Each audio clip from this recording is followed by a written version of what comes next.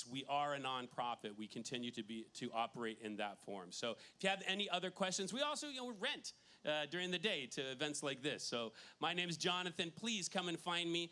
We really believe in this venue. We want to keep the doors open, and we're always looking for new partnerships with folks like yourselves. So we'd love to get to know you all a little bit better. Thank you so much. Back over to you.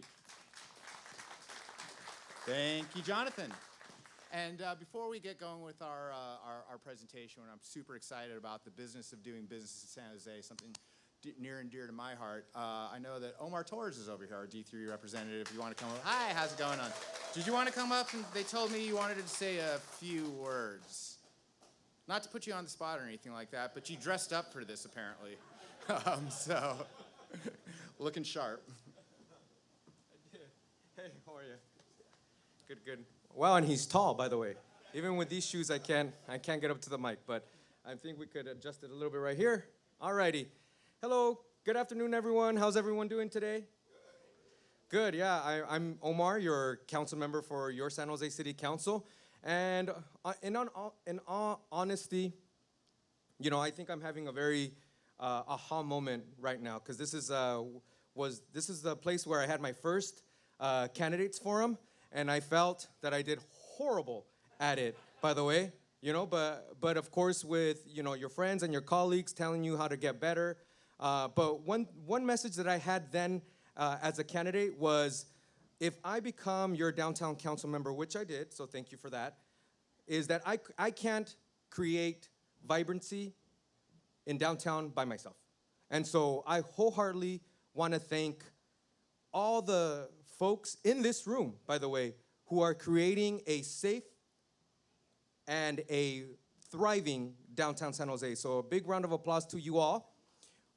Yes, you'd all deserve it. I'm gonna mention names. So we're turning a corner in our downtown, and if it wasn't for Groundworks, if it wasn't for the San Jose Downtown Association, if it wasn't for our small businesses, if it wasn't for our San Jose Police Department, if it wasn't for our social impact ambassadors, right?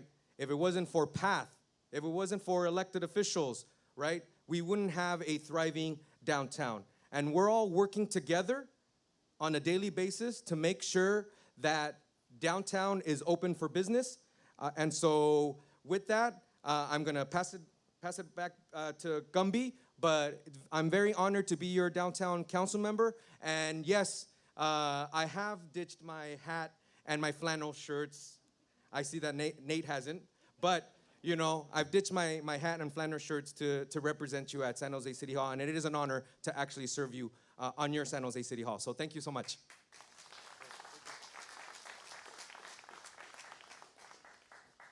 All right, and to the business at hand, this is our third town hall.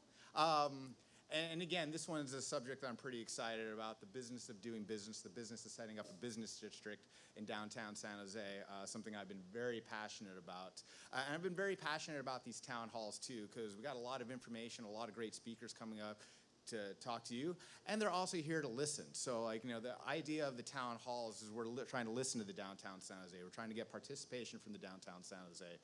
The whole thing about it takes a village or it takes a downtown, but it's all of us kind of coming together on that. So speaking of the whole ship, I'll introduce you to our captain, Alex Tatinsky.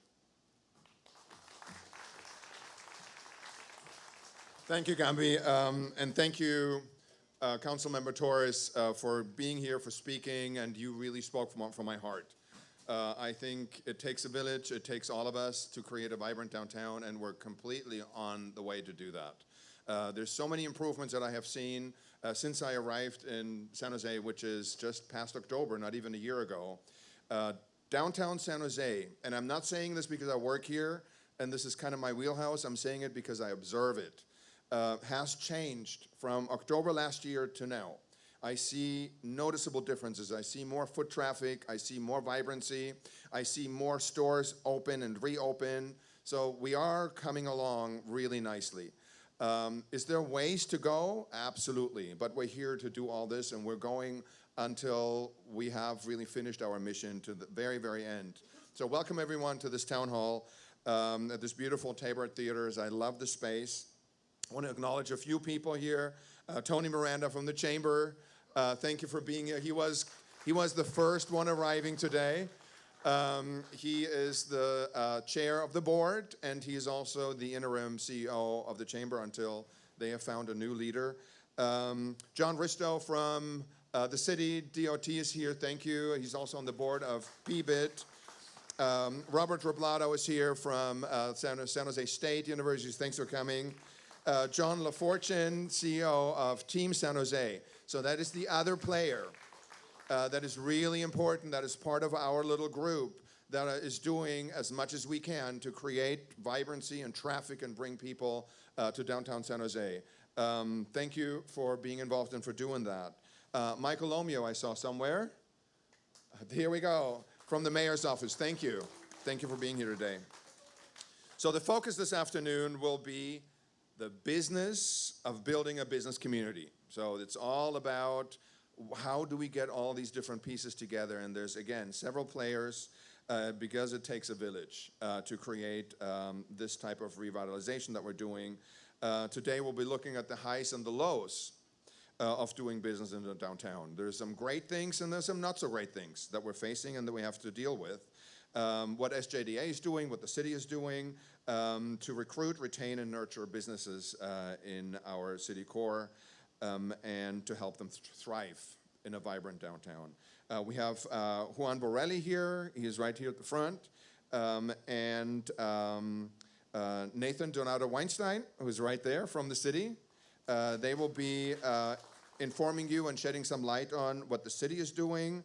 Then we have David Mulvihill, who is also right there. He is a successful downtown business owner and the president of Navajo Hospitality. And then we have our own Nathan LeBlanc, who will actually kind of heading that and will guide that discussion and will shed light on what SJDA is doing in all of that.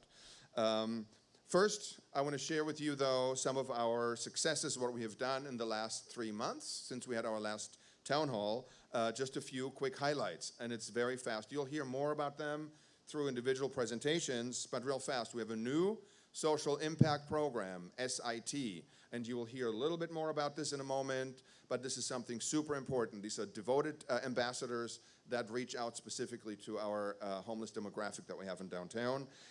We are preparing a pop-up program. Nate and I are doing this in partnership with the city, Nathan, to fill some of the vacant spaces, at least temporarily, and create some more vibrancy that way. We're working on an exciting lighting program that you'll hear about in a moment. We are starting our Downtown San Jose Champions program. A lot of you have never heard of that. You should remember that because this will be something that people will talk about a lot in the next year.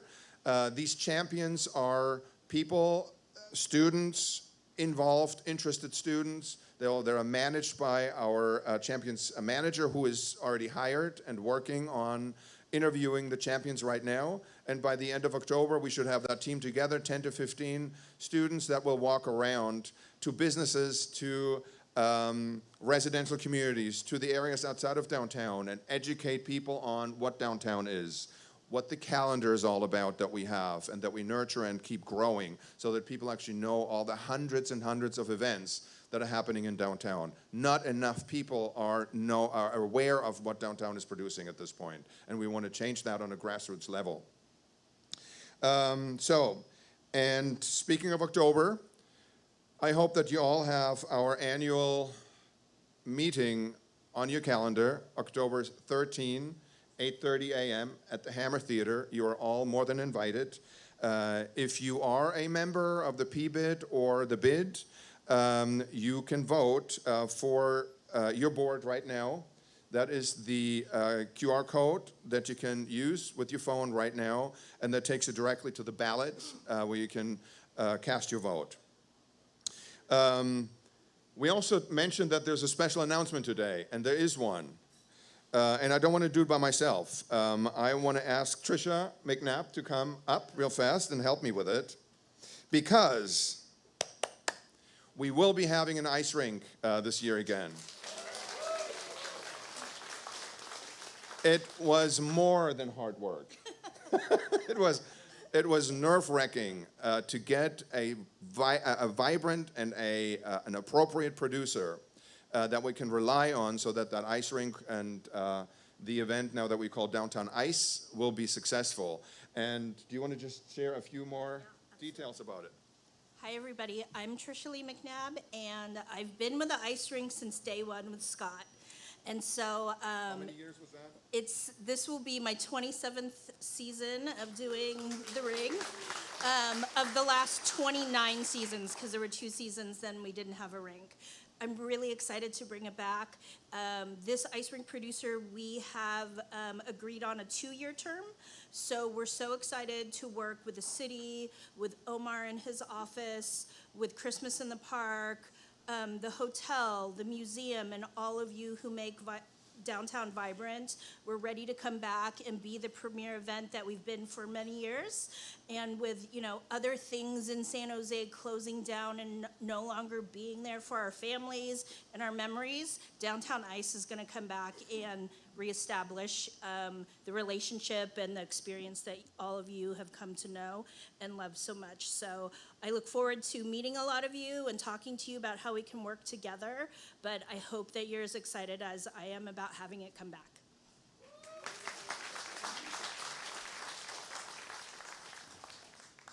So, now please enjoy today's town hall. I'd like to introduce you our marketing director, Julie Colson, who will be sharing with you about what she and her team has done the past 3 months.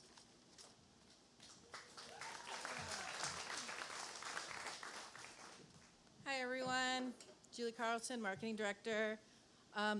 Trisha's been here a little bit longer than me. I never knew that, Trisha. You beat me. Anyway, I'm here just to give a really quick event update. On August 5th, we wrapped up Starlight Cinemas, which is our summer outdoor movie series. It's free to the public. And this year, we had the public help us pick our movies. We did a poll on social media, so they helped us pick the movies. And the 4 movies brought over 1,000 people to St. James Park, which is double our attendance from last year. This year, we also partnered with a number of restaurants and bars, and they offered specials before and after the movie. And so that was something new we tried this year. And so when we surveyed our Starlight Cinema attendees, 65% of them said that they were planning on spending money downtown before or after the movie. So that was really exciting to hear. And then we also found out the movies were all had a very different targeted audience. 70% of our attendees said that they had come for the first time to Starlight Cinema, which is a big number. And similarly, almost all of them said that they were planning on coming to another movie that season. So that was good news to hear as well. We've already started planning for next year, and we're super excited. We're working with the city, with Viva Parks. DOT is involved, and we have a number of community partners. So anyway, we're looking forward to next year's season already. This summer in July, we had our 15th annual Restaurant Week downtown San Jose. We had 50 restaurants participate this year, which is twice as many as last year. Our event received incredible media coverage. We were really excited about that. And our social media campaign reached over 558,000 people. We worked with 6 well-known foodie influencers, and together, combined, they reached another 400,000 people, and their posts alone had over 23,000 likes. Some of my numbers are up here. We did survey the restaurants, and overall, the feedback is they did see an increase in traffic to their business. They also saw new customers. They saw either between a 10 and 30% increase in sale during that time, and all of them said that they planned on participating again next year. So we're excited and looking forward to having them. And although summer is winding down, the summer events, the downtown event season is not winding down. We still have a lot of events happening. Tonight, head over to the Pablo Doris Night Market in SoFa. The event has been extended through the end of September, thanks to all of our sponsors. And you'll find there's artisan vendors, there's a beer garden, there's food trucks, and there's live music. Also this month is City Dance, the last City Dance, next Thursday at the Circle of Palms, September 21st. And then on Friday, following that at Plaza Park, the last Music in the Park with Jay Boog. And then on Sunday, September 24th, The Sofa Street Fair is happening. And then at the end of September, on the 29th, there's another feast mode that's happening on Park Avenue. And then you don't want to miss out on any of these things, right? And there's always something happening. So if you aren't receiving our bi-weekly calendar of events, please take out your phone right now and scan the QR code so you can sign up. You'll get in your email, you'll get an email on a Friday and an email on a Monday, and they'll fill you in on everything that's happening during the week and on the weekends. So we'll leave that up for just a couple more minutes. And then right now, we're in the process of starting our Downtown for the Holiday campaign, and there's a number of holiday campaigns going on.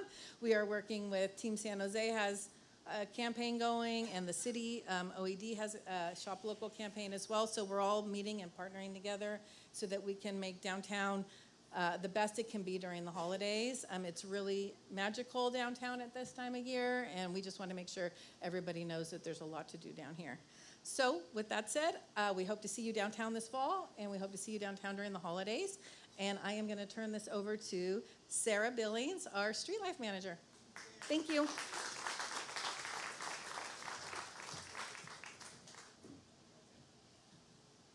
Thank you, Julie. Hello, everyone. I'm Sarah Billings, Street Life Manager here at the San Jose Downtown Association. Just here to provide a couple of updates, most excitedly on our comprehensive lighting plan and what we've done in the past 3 months. We're very happy to announce that we've decided on 2 awesome artists to collaborate with on our first pilot project of illuminated sculptures, Ian Winters and Elaine Buckles. And I have Ian here with us to talk a little bit about the project and all of the artistic elements of it. So great to see you guys, and it's been wonderful the little bit of time we've gotten to spend in downtown San Jose. Elaine's not able to be here today. She's actually opening a show tomorrow morning in Osaka, so if you're headed to Japan tonight, you can catch that tomorrow. We've been collaborating for about 20 years doing a range of light and video and stage collaborations around the world, from things like the Lumiere Festival that's up on screen to little teeny tiny things in the depth of Oakland. So we're delighted to get a chance to come to San Jose and bring some of these ideas of we're creating a mobile illuminated sculpture that's going to occupy vacant spaces, and with video and reflections and a little bit of live data things, bring them to life, and also make a space that really you can gather. And we're inspired by this idea of already what we've seen. There's a lot happening downtown, and we're hoping to help instigate that even more. And Elaine can say a word or two via video, I think.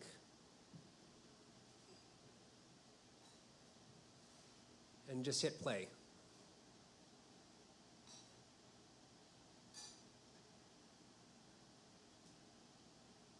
Yep, that's Elaine.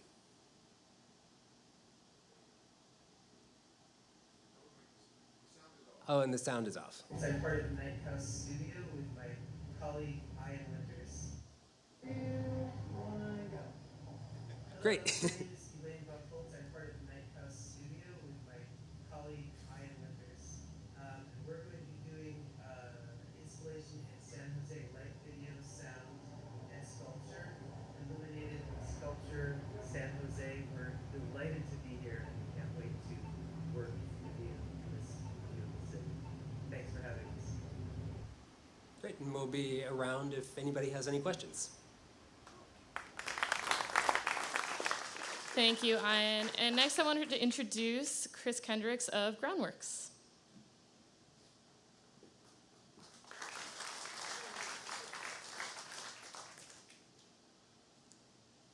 Get this up from that shorty over there. Just joking. Hey guys, so my name is Chris Kendricks. I'm the program director for Groundworks. You guys luckily got me here today. There used to be this other guy. His name is Chris too, but we'll forget about him. So you got me up here. I'm here to give you guys an update of the Groundworks stats and of our clean team and our new social impact team. So I've got a couple of stats here that are for our last 3 months. As you can see, our team is averaging about 50,000 pounds a month that they've been doing. It's a lot of work that they're out there. We're out there emptying trash cans, and along with this is litter that we're picking up off the ground, and that's what this trash is collected from. We've got tons of graffiti that my safety ambassadors and cleaning ambassadors out there removing on a daily basis. These guys are removing tons of graffiti out there. Reported from our public out there, from our safety ambassadors and my team out there looking for this. And it's always something that we're trying to help our businesses. You know, graffiti is one of those things that just makes the downtown look better, you know, when it's not around. Our pressure washing stats have been increased here. We've increased our pressure washing staff. We've increased our safety ambassador staff. We've had a little issues with staffing with our pressure washer, but I'm definitely getting those back up. With our business contacts, those are things where my staff, my safety ambassadors, and my supervisors and team leads are going out, making contacts with the businesses, figuring out what's going on, if they've got graffiti on their buildings or if they're having homeless issues. These are things that we're trying to address with the businesses. Directions, this is definitely something. We're not that big tourist town, but we're definitely out there looking for folks that are looking around, staring up in the air, trying to find out where the nearest courthouse or that museum is, right? And so thank you guys for taking a look at the stats here. Let's go ahead and move on to the next slide. So here we've got our new social impact team. We actually got this program started up in about mid-June and then really got the ball rolling in July and August. So we've got some really great stats moving on. I would like to introduce Deborah, who's the new social impact team manager. Deborah, if you want to go ahead and step up.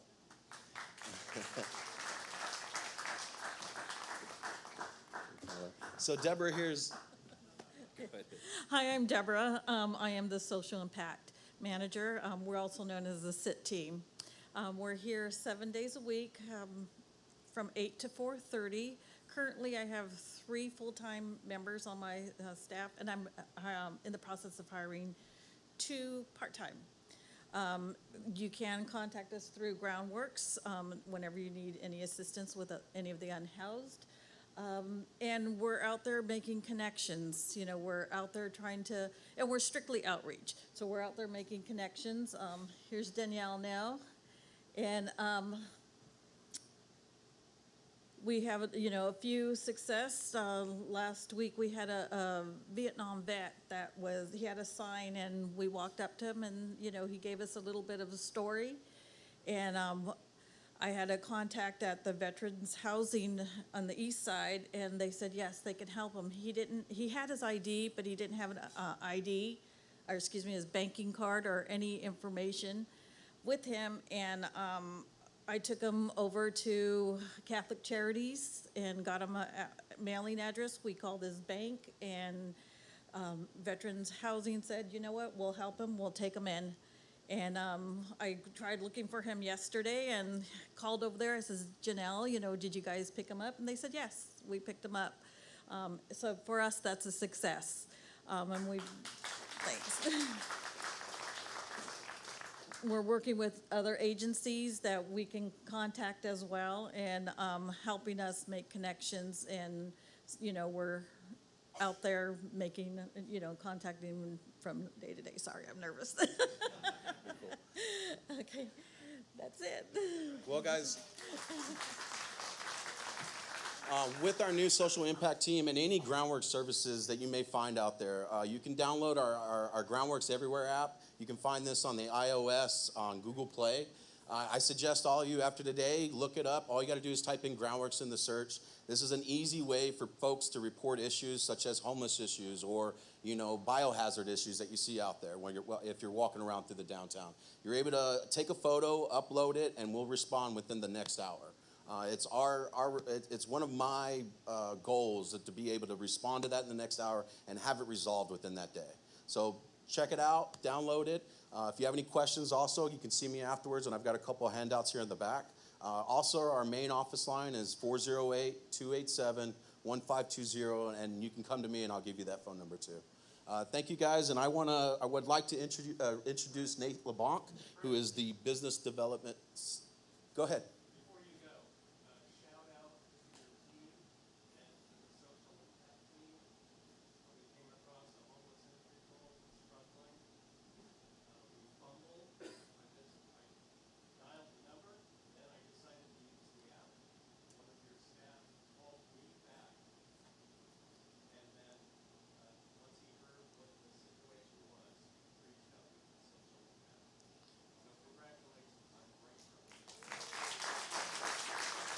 Thank you, Mark. And that's a great example of how, the good work that our team is doing out there. So I'd like to introduce Nate LeBlanc here, the SJDA's Business Development Manager. He's got a nice little thing here for you guys. Hey.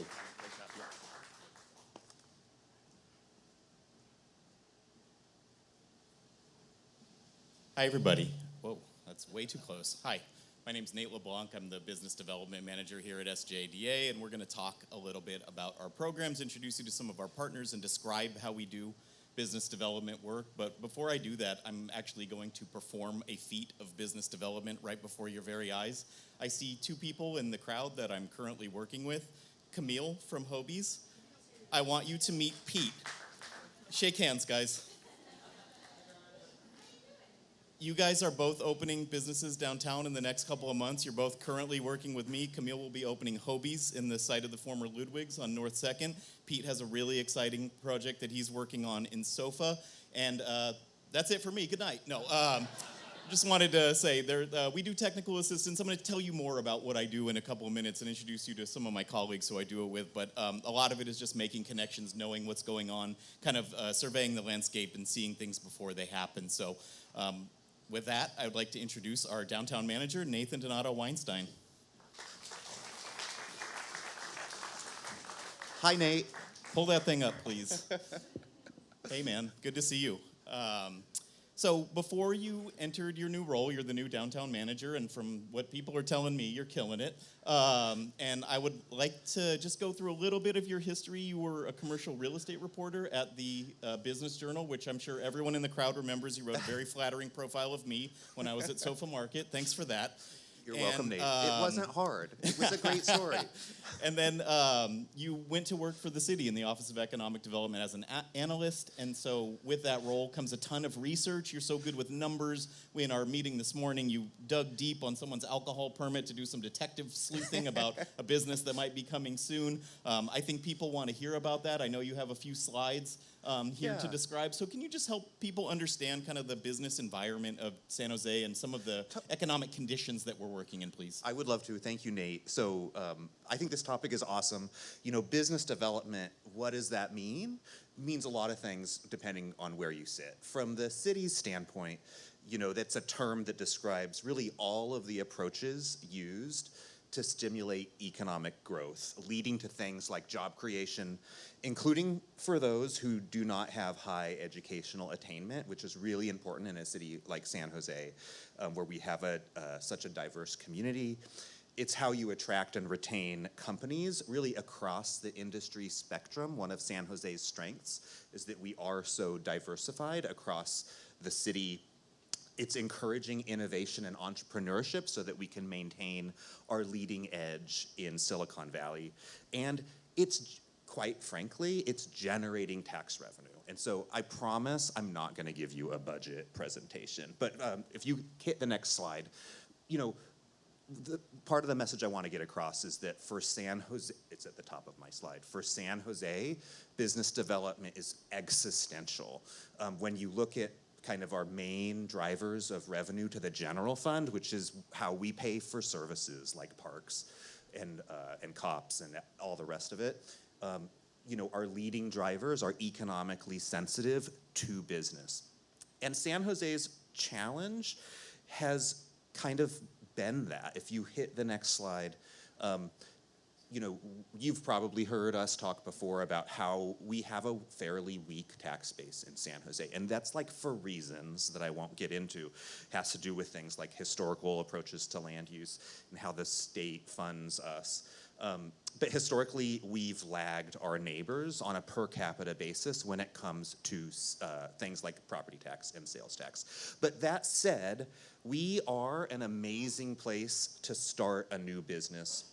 And part of what we do in the Economic Development Department, which is where I sit, is help businesses of all sizes. If you hit the next slide. So that includes things like our Storefronts grants program. It includes things like this Business Owner Space Technical Assistance Collaborative, of which Nate is a huge part of. It includes things like our free webinar series to help small businesses skill up. Next slide. And And really, what I wanted to come back to is what Nate asked, right? How is downtown doing? Downtown is so important citywide to our pitch, right? To our competitive advantage in Silicon Valley, because we have one, right? We have a true downtown. And it's quite honestly a big part of what we sell to companies that are interested in coming into the community, even if they're not looking downtown. And so some of the things I wanted to share super quick is around how are we doing? So my message to you is downtown is coming back slowly but surely. But we all have a role to play in encouraging the momentum to continue. So I pulled some fresh stats. This is literally the first time anyone has seen Q2 restaurant sales tax numbers. And the good news for downtown is it continues to increase year over year. So we are seeing some continued growth, but that growth seems to be moderating. And so, we can talk more about that if we want. Next slide.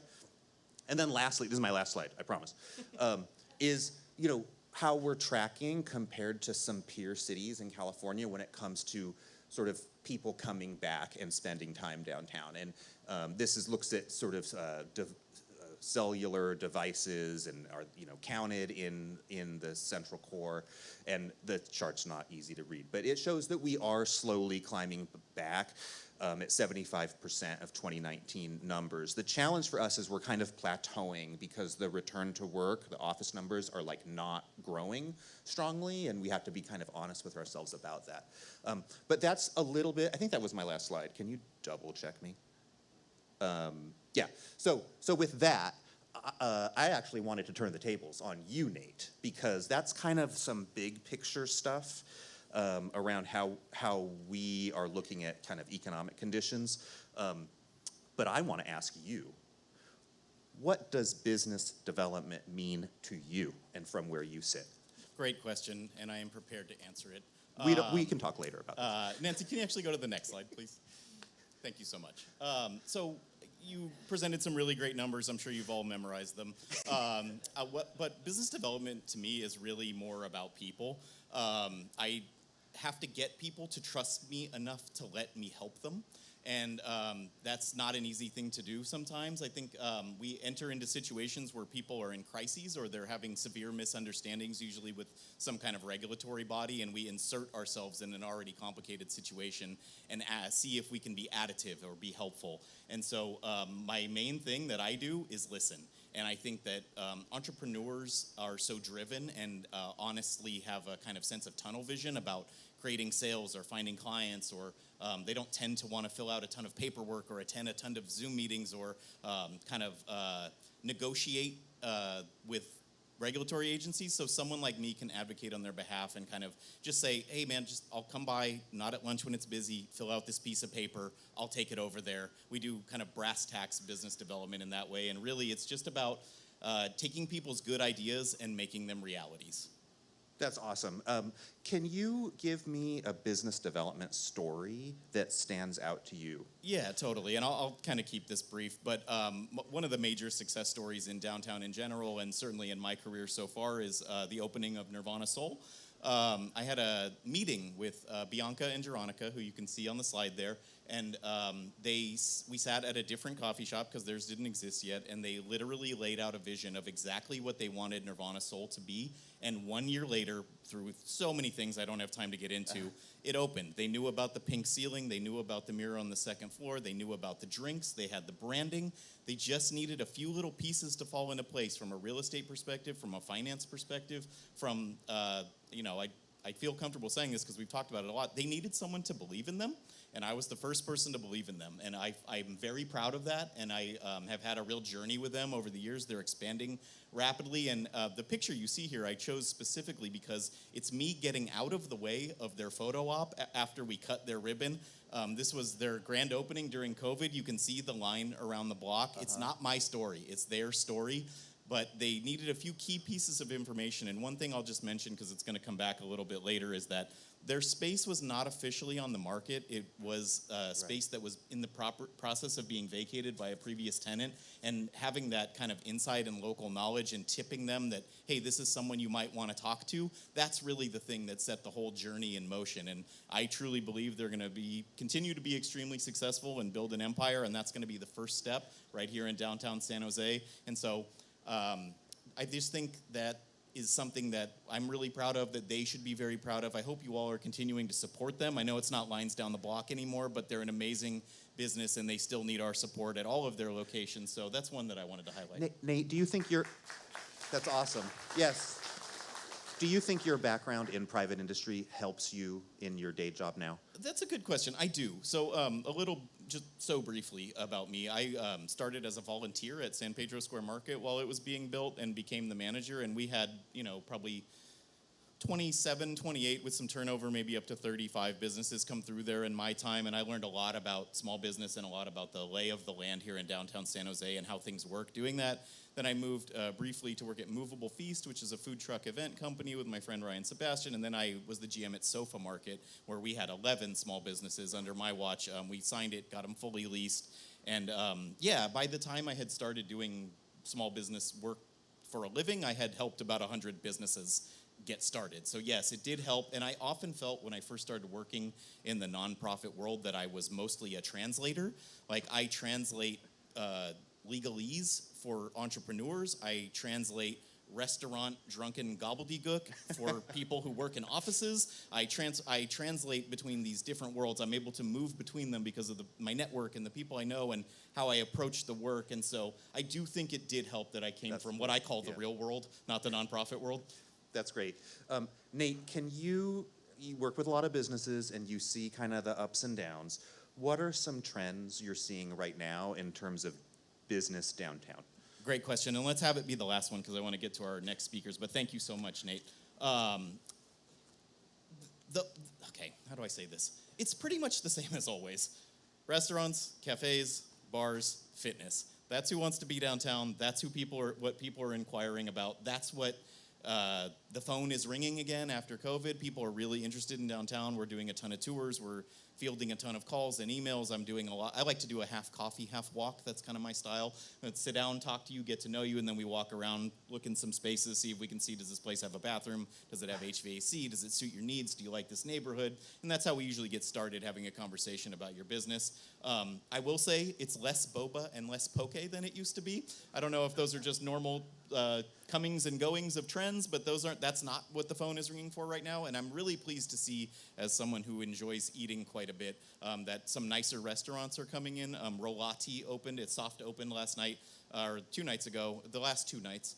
In Miro, it's a fairly high-end Italian restaurant, and then the guys from Paper Plane are opening Eos and Nix. I have not nailed the pronunciation on that. Sorry, guys, if you're here. In the Paseo development, and those are meant to be a little bit higher end, like special occasion, somewhere to go on your anniversary, Friday night dinners, date night with your wife kind of things. And we have a lot of middle tier restaurants, some of whom are run by my very good friends, and I love them, but it's good to have that higher end as well. And you're going to hear a little bit more about one of those coming up. So thank you, Nate, so much for your time.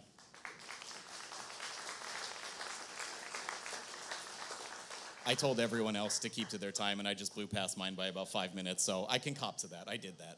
I'd like to bring Juan Borelli to the stage. Juan, thank you so much for being here. If you haven't opened a small business in San Jose, you might not know Juan. Juan is our small business ally. That's literally what's on his business cards, and that's literally how he lives his life. He runs a small department at the city to field inquiries from small businesses, and he's going to go through it in kind of a Letterman-esque style top 10 list, and I'm going to leave him to it. Juan, thank you so much. Thank you, Nate. Thanks for inviting me. I appreciate the opportunity to be here. A little bit in kind of David Letterman style, because Nate told me to be brief and to try something new and mix it up a little bit. I decided to do a David Letterman top 10 countdown of the top 10 reasons to contact the City Small Business Ally Program. So I'm not like Nathan Donato Weinstein, who talks about the leading drivers and the big businesses and all the numbers. I'm more like Nate LeBlanc, the people person, working with people, helping our small businesses, and providing kind of those translation services. So I'm going to talk a little bit about that. So next slide, let's get into the countdown. So the top 10 reasons that all of you would want to work and know of the Small Business Ally program if you don't already know or haven't worked with us. So number 10, we provide services for free, currently in English, Spanish, and Vietnamese, soon to be English and Spanish only. I'll talk a little bit about that at the end. But our role is really to help demystify the city's permit processes and requirements. We serve as a liaison, that translation service that Nate talked about between our technical staff and all of you and your tenants and your clients to help get the project's permits issued as expeditiously as possible. Our role is to try to figure out how to get to yes. Number 9, we can assist you and your clients with the Finance Department's Business Tax Certificate business registration process. That's a mouthful. It's what everyone in the world calls a business license. They don't like to call it a business license because it's not a license to do business. It's an annual tax, but it's the same thing. Next slide. So we can also help you connect with a long list of the city's nonprofit partners. And I brought some handouts, including a list of the city's nonprofit partners that was put together by the Office of Economic Development to help us. And it includes all of those important immediate getting started steps that aren't necessarily city permits or inspections, but it's all the other stuff you need to do, like how to put a business plan together, how to get access to capital for grants and loans, how to understand what kind of insurance your businesses will require, how to do payroll, how to do taxes, how to put a business marketing plan together, how to build a website. We're not experts in that, but we can certainly connect you to our nonprofit partner experts that can help with that, which some of them are listed on the slide. There's many, many more in the brochure that I brought, so please take advantage of some of the handouts that are on the roll-top desk next to the stairs before you leave. Next slide. So number 7, we work citywide to help small businesses. So we're all over City of San Jose, but we also work with all of our business associations citywide and provide special attention to downtown and work very closely with the San Jose Downtown Association. So in other words, we work closely with the Nates. There's no shortage of Nates in this room tonight, but certainly we work on almost everything with Nathan Donato Weinstein and Nate LeBlanc when it comes to helping small businesses downtown. Number 6, our program is fluid, it's flexible, we're attuned to the ever-changing needs of small businesses, their operations, the landscape. We really work to help the small business community try to react quickly to adjust, modify, or add the resources and services that we can provide to make sure that your needs are heard and that and met as best as possible. We always say we don't have a magic wand. We can't do something just for you because you're special. You know, sometimes the answer is no, but we work really, really hard to figure out how to get to yes. We know a lot of the exceptions to the rules that are in the zoning ordinance and, you know, all of the other codes and requirements. But, you know, we will do our best to try to help you meet your needs. We also work towards trying to figure out how to keep you out of permits whenever possible, you know, because we know that they're long and expensive and daunting and scary. And so if there's a way to minimize what you're triggering at the city by how you're going to operate or how late you want to stay open or what you're going to serve, things like that, we can work with you on that as well. Number 5, so we're at the halfway point. We can help you check zoning and permit history, and we want to do that before you sign the lease or purchase the property. And that's important because we want to make sure that what you're renting or buying is actually legal, installed with a permit. We have so many stories of businesses like, I just signed the lease, I just purchased the property, I'm ready to open my restaurant or my business, what do I need to do? Oh, we have no record of there ever being a restaurant at that location. We can still help you legalize. It's more complicated, it's usually a little bit more expensive and more headaches for you, primarily as the business owner. But whenever possible, check before you sign the lease or purchase the property. And that's also important because we can advise you that that is a way to negotiate the purchase price or the lease agreement. You know, if you know that going into it, what you see wasn't installed with a permit or isn't legal, and you're gonna have to legalize it, you can then utilize that information to negotiate free rent, reduced rent for a couple months, something, a different price, because now it's gonna be your responsibility to legalize it or get a permit for it before you open, when, you know, you thought that that was already what you were purchasing legally. So that's an important step. Next slide. Step number 4, we manage and pre-qualify projects into the city's, the building division's streamlined restaurant program for expedited plan review and permit issuance. Many, many, many restaurants, bars, coffee shops, ice cream shops, and downtown San Jose have taken advantage, including Nirvana Soul that Nate mentioned, and so many others. So if you haven't heard of it, we're the gatekeepers to that program, and we can help you. It's a way to have expedited plan review for a building permit, and in some cases, county health review as well, since they trigger more, without being charged expedited fees. It's the only expedited plan review program the city has that they don't charge extra. And we specifically negotiated that for small businesses because we want to try to get them to yes. Number 3, so as a sub-program to the Streamlined Restaurant Program, we also assist the cities, the small businesses, with the Environmental Services Department's requirements for grease capture devices, both installations, newly installed, and replacements. And those are for businesses that generate what we call FOG, fats, oils, and grease. So it's those food and beverage facilities as part of that process. So it's also a sub-expedited program to help our small businesses get out of kind of the violations and the issuance code violations from our Environmental Services Department for not keeping their fog out of the public sewer system. Next slide. And this is a great one. This one's really important. Number 2, we have money. Did you hear me? We have money. We manage the building division's newly expanded Disabled Access Improvement Grant Program. Many of you know that ADA lawsuits have been rampant in San Jose for a few years now, and we've done something about that to try to help small businesses.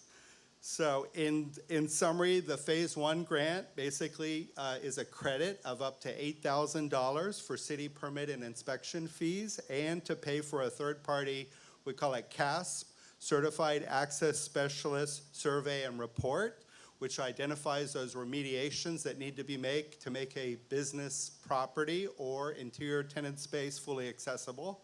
And then newly expanded as of August 31st, so this is hot off the presses, is our Phase 2 grant, which will reimburse up to $25,000 for design fees. So if you have to hire an architect to prepare plans for those accessible remediations to get a permit from the city, that the fees could be covered for that up to $25K, but it also pays for construction, labor, furniture, fixtures, and equipment costs to help the small businesses actually make those improvements. More information, thank you. More information's at the website. Please contact me. I have business cards on the roll top desk if you have a tenant or if you have a space or a property that you'd like to make fully accessible to meet the needs of all of San Jose's communities. And more information's at the website that's listed on this slide. Next slide. Number 1, so the number 1 reason to contact the city's Small Business Ally Program. We always say, if you don't know where to start, you don't know who or what to ask, start with us. Consider us to be part of your team. We're the city's Small Business Allies. We're here to help you. We don't know everything. We know a lot, and we don't know everything, but we know who to ask. We know who to go to. We work across city departments, so we can help with planning permits, building permits, code enforcement cases, environmental services inspections, Parks and Rec permits, Office of Cultural Affairs permits. We've done it all, and That said, I also wanted to say that please keep in mind the city's Small Business Ally program is actually shrinking. My amazing team member, who for the past 7 years has been part of my team, she's here tonight, Swan Ha. Let's give her a round of applause. So starting next week, she's accepted a position outside of the city. She's staying local. She's not going very far, but she's going to be working with VTA. And I wish her well, and I'm definitely going to miss working with her. So I'm getting a little emotional because she's that good. But she is an incredible team member, and I'm sad to see her go. But I'm happy for her because it's a promotion, more money. She's going to be having new learning experiences and expanding her resume and doing great. And I really have valued and appreciated her for the 7 years that we've been able to work together. So, like I said, the Small Business Ally team is going back to a team of Juan. And until we can hire someone to fill her large shoes. So thank you, Swan, and thank you all tonight. Thanks, Juan. That was beautiful. Thank you. Swan, I got to express this to you in our meeting this morning, but I second everything that Juan said. You were so good at this job, and you helped so many people over the years, and you always answered my emails. And I really appreciate you, and I wish you the best of luck in the future. You were really great. You defined this role, and the way that you moved things around and kept people informed is frankly inspiring. And people who know me well know I don't say that about people who work at the city very often. So thank you very much. Now I'm getting misty. It's a team effort, you guys. I want to remind everyone that the bar is open.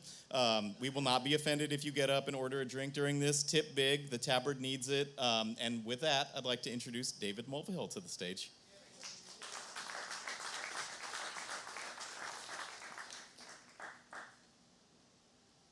Dave, you've been in 1 or 2 bars in your time, right? Very true, yes. Why don't we begin? Can we see the next one, please, Nancy? Thank you so much.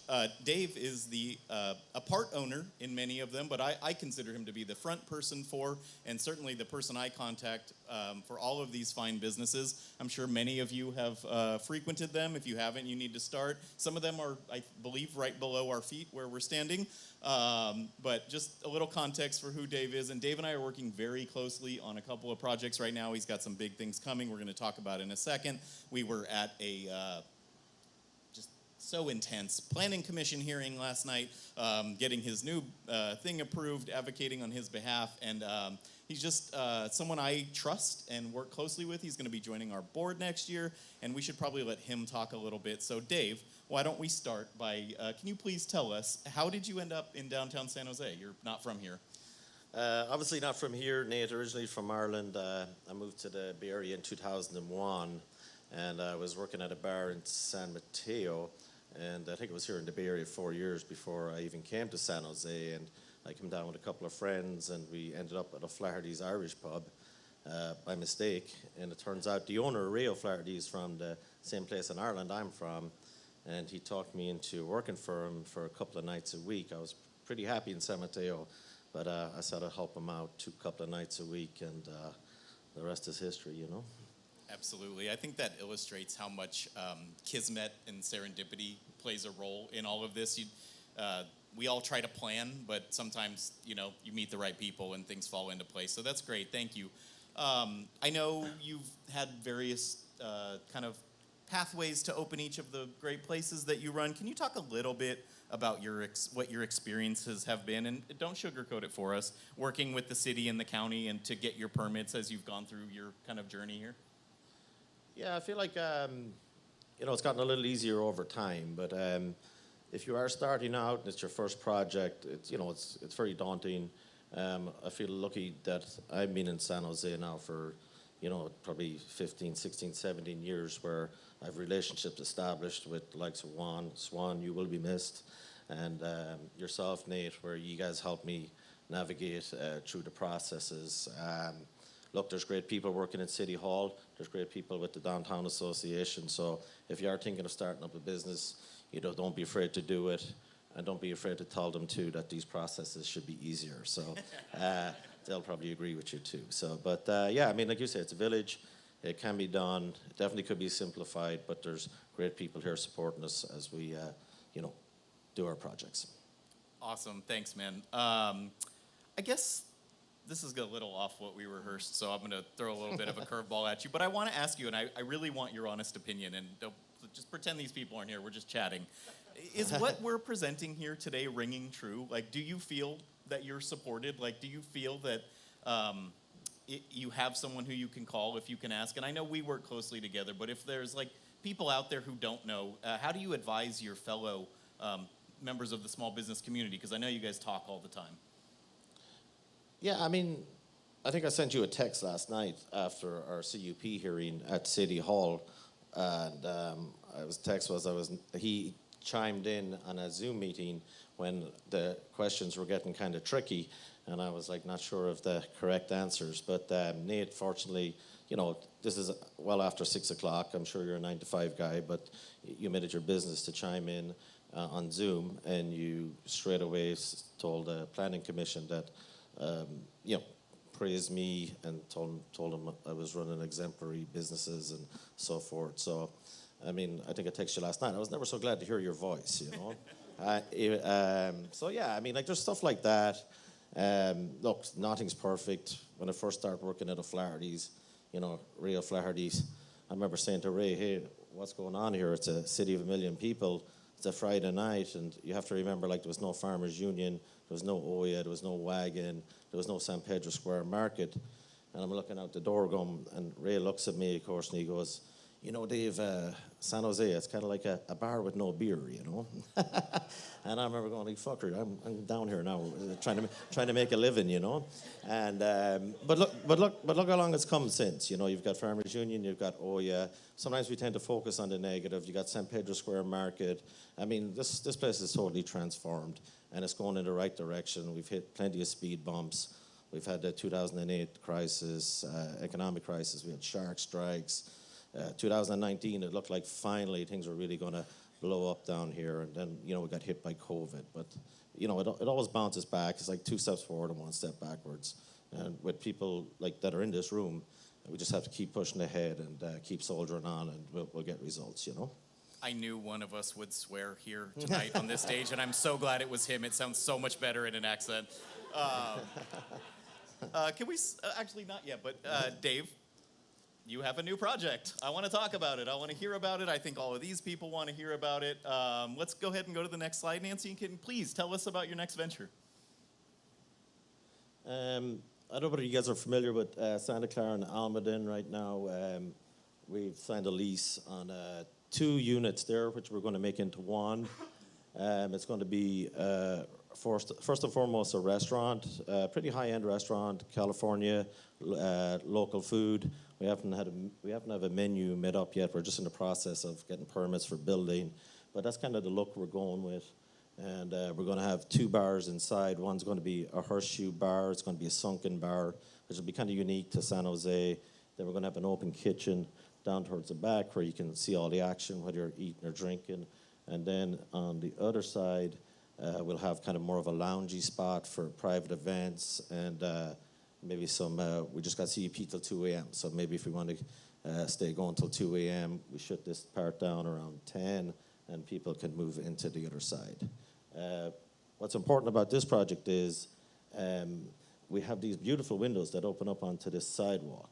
And the problem we're running into is that to create an atmosphere like this, which I think really finishes off the block on Santa Clara and Almaden, we can't actually get seating on the sidewalk because we've got limited space between the tree wells and the building. So we're working hard with people, in this room to try and get the city to help us extend out the sidewalk so we can provide patio seating wrapping around the building, which I think is essential to the success of the project. Yeah, thank you for that, and we're really excited about it. And I'd like to wrap by asking you, I guess we've covered a little bit of the how do you keep opening all these new restaurants. Why do you keep opening all of these new restaurants?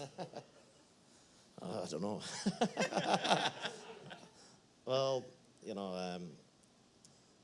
I mean, I enjoy it, you know, and I guess it's maybe I have an addictive personality, and I don't know. I enjoy it. You know, I love being around. I love hospitality, and I went to the opening of the new restaurant beside City Hall last night, and for the first time I met this guy, Obi, one of the partners there, and just, you know, he gets it, right? He greets you and he smiles, and I'm thinking, this is second night opening. There's so much stuff going on behind the scenes that people don't see, and he's there, like, making me feel like I'm the only one in the room, and that'll bring me back.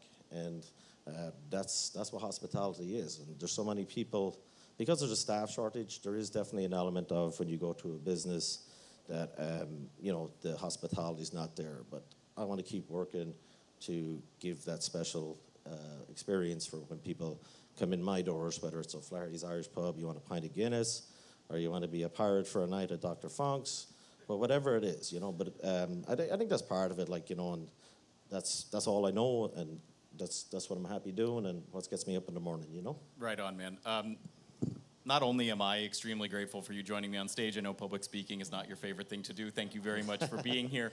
We're grateful as a community that you keep bringing new and exciting concepts to the fore. I remember the excitement when Dr. Funk opened, and I think this next one is going to be a hit. If we can work on that sidewalk, looking at you, and maybe a few other people in the room, John maybe. But thanks, Dave. And I'm going to ask Juan and Nate and Alex to join us on stage. We can take some questions if there are questions from the audience briefly.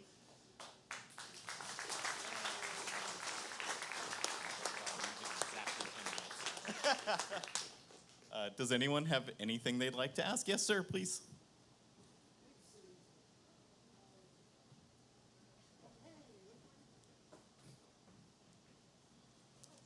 Many cities have allowed businesses to expand into the street, getting rid of cars. For example, Santa Monica, Third Avenue Promenade. Los Gatos is taking parking spaces away from cars and letting businesses expand. San Jose seems to be slow, you know, not Post Street still not closed. There's other streets that could be closed for businesses. So the more of a comment, honestly, is that San Jose has been slower than other cities to close some streets. I don't disagree. We have closed this block of San Pedro right out front here. It's in an interim state now. We're in the middle of a 3-year-ish, $9 million-ish process to bring it to its final closed form, and there's a lot of work that needs to be done. We're undergoing a process called the Pedestrian Mall Act right now to get buy-in from the community to close it more permanently. Post Street is closed from Thursday afternoons till Sunday mornings for their weekend closure. It's also in an interim state. That was just extended until December 24. It's an ongoing challenge. I agree with you. There are more opportunities to do that, and we are working on it. It is so very much a thing that we're doing now. There's a lot of talk about whether a couple of blocks of South First, preferably the 300 and 400 blocks, would make sense to be closed streets. There's conversations going on all the time. COVID, as horrible as it was, provided an interesting opportunity to pilot that, and we love nothing more than a pilot project. We want to try things and see if they work, but thank you very much for your comment, and I hope you'll visit Post on a weekend evening sometime and check out what they're doing out there. Look for the Airstream. Who's next? Anybody? We could also go home. That would work for me. Anyone? Yeah, well, Juan wants to say something. So I forgot to mention in my presentation, I also brought handouts about the grant opportunity to help small businesses make their businesses fully accessible and property owners make their properties fully accessible. So please check out the handouts that are on the roll top desk and let me know if you have questions. Well, John. Thank you. Hi, Camille. Okay, I'm a newbie, but it seems like a lot of people here are in the hospitality industry, and that is what we're trying to emphasize as far as bringing people downtown. So I'm wondering if there's some sort of organization, even if it's an informal one, that, you know, industry day discounts for people who work down here that are in the industry or whatever, because it seems like the more we make it a attractive place to work, the more opening brand new restaurants, you won't have a hard time finding the right people to show hospitality, or you know what I mean? It's like, I think it needs to be that needs to be a sub-community. And I'm just curious if there's anything like that down here since I'm kind of new to the environment. Great question. Dave, do you have thoughts on that? Do you feel like the industry is connected and networked? Are there industry discounts? Are there nights where you can find the bartenders who are off shift, trading gossip and having drinks? Yeah, I mean, I think at Flaherty's we have a 20% industry discount for people to work on San Pedro Street. I mean, how do you regulate? Like, it's not I think it's for each individual business has to make their own decision on it because, how else do you do it? So, I do it at O'Flaherty's. I don't think I do it at Dr. Fonk's. I probably do something friends and family at 5 Points. I think it depends on the business. But you also have to remember, too, if your markup on, just say you're predominantly food and you're making only 20% of food, you give a 20% discount, like how's that? Doesn't make business sense. So I think just each individual business has to make their decisions based on what's good for their business, Cool. I'm going to start telling everyone at your places I'm a bartender. If I could jump in too, we've tried to do some of that. I'm talking from over here on Monday nights, and a little bit. It's a busman's holiday too. You try to give the people that work in the industry something to do on their night off. A lot of times they don't want to come back to the same places that they work at. They want to spend the night at home with their families. So, but I agree with Dave. We're all trying to do our bit and try to find a way to make it work. And I will say, I know you're new to the community, and I think, and I can help you with this if you like. I find especially the owners of the places that we tend to frequent, that we consider like the model businesses downtown, they do know each other and they do talk. It might mostly be text because everybody's busy, but there is information being shared. And we had a whole bit with one of our questions. It was just like, if you want to really know what's going on, talk to a bar back. You know what I mean? It's like that's who knows really what's happening. But I think you will find that when you guys are getting a little closer to open. And I walk past every day. I see the banquettes being lined up. I'm so excited. Yes, right there. Yes. Hi. Hello. My name is Ramon, and my question is open and to you as well. I have a retail business. I was originally up on the Alameda, a part of the 1010 area, and we went under.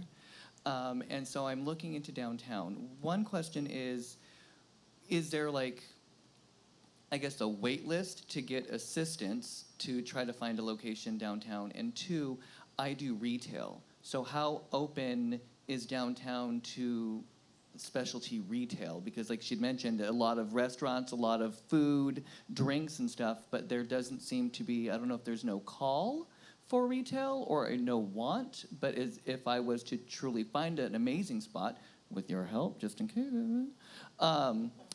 would it, be able to flourish in that space?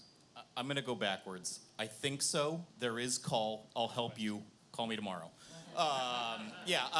We want that so badly. Alex and I are embarking with Nathan's money, frankly, to start a pop-up program. We're looking for vendors to potentially be a part of it. I would love to talk to you about that. There will be, papers to fill out and people to talk to, but we want that a ton. The SJDA built the Moment shops, which are in the parking garage right across the street here on the other side of San Pedro. That was a huge undertaking for our PBID, a very expensive and time-consuming project, and it has borne some fruit. The goal was to not only activate the east side of the street here on San Pedro, but to have those businesses kind of graduate and to move out into permanent vacancies.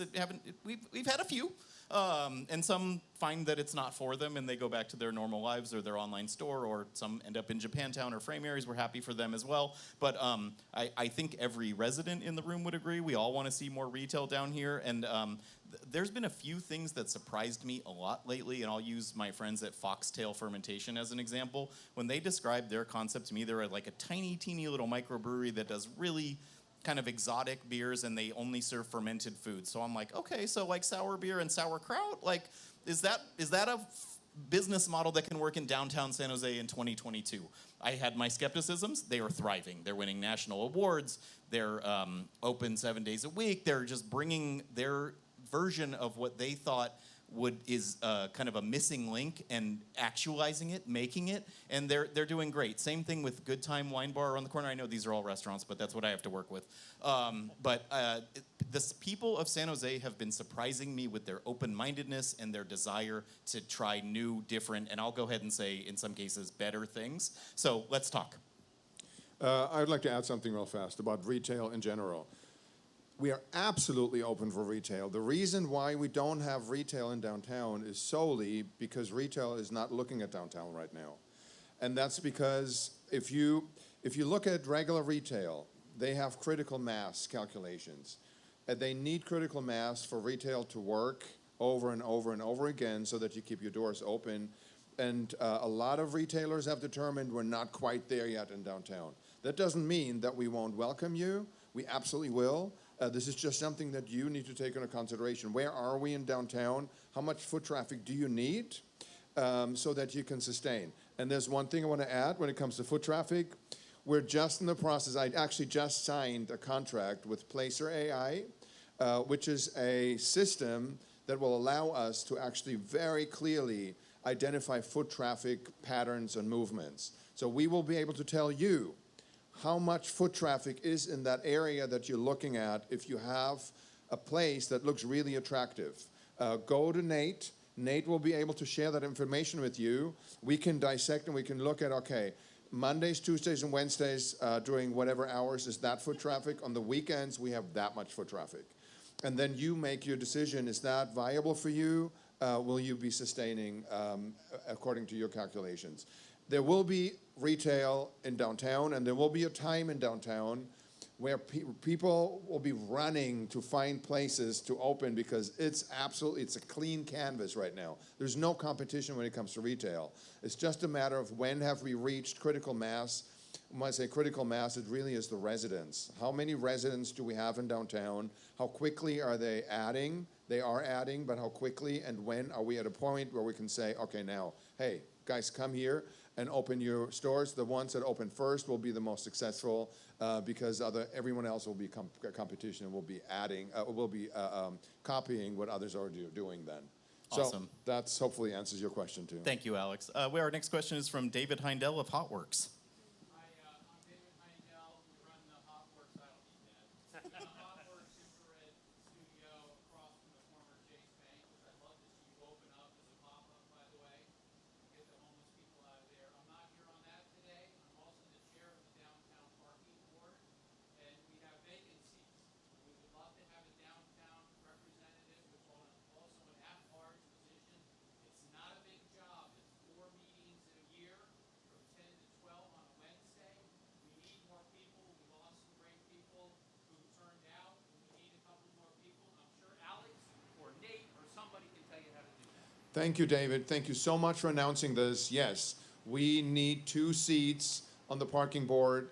If you guys are interested in this type of movement, parking is important for downtown. Come to Nate, come to myself. We will refer you to the board. We need to make a recommendation then. That will come from SJDA, and you could potentially be sitting on that board. Thanks, David. And someone told me, I couldn't remember who they are, the meetings are not boring. So keep that in mind. Any other questions? You said that earlier today. More importantly, we do sometimes have success. You may see on the electronic signs now, it says first 90 minutes free in the garages. We pushed them for 6 months to do that.